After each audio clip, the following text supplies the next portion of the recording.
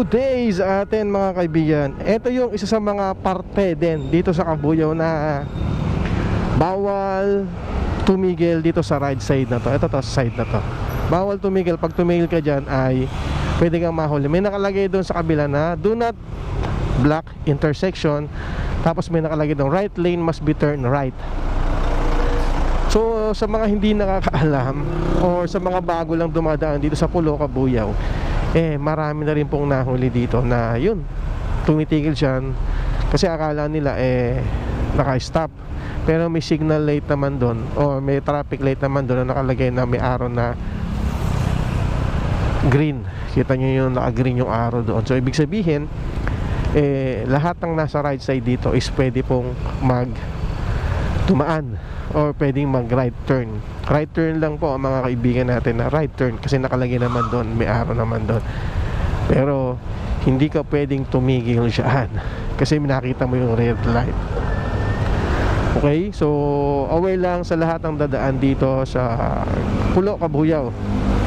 Real talk, marami na pong nahuhuli dito at marami na pong natitikitan dito na tumitigil mismo doon at nakakaharang doon sa mga bumibiyahe. Ito, hindi natin alam kung itong mga to ay matitikitan kasi may enforcer doon.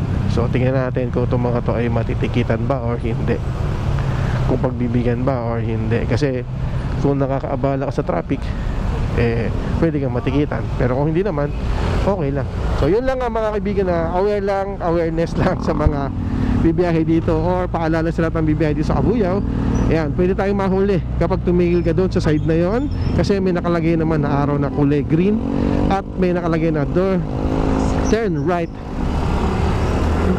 So yun mga kaibigan, na mga kasama at mga kaibigan, ayan, siyempre paalala ko lang din na mahigpit po dito sa Cabuyao, Laguna. Kung sa iba pwede nang gumamit or nakakagamit tayo ng nutshell, dito po sa Cabuyao matagal na po ini-implement na hindi po tayo pwedeng gumamit ng nutshell at pwede tayong mahuli. Sa ibang lugar nakikita ko pwede pa, dito ay hindi.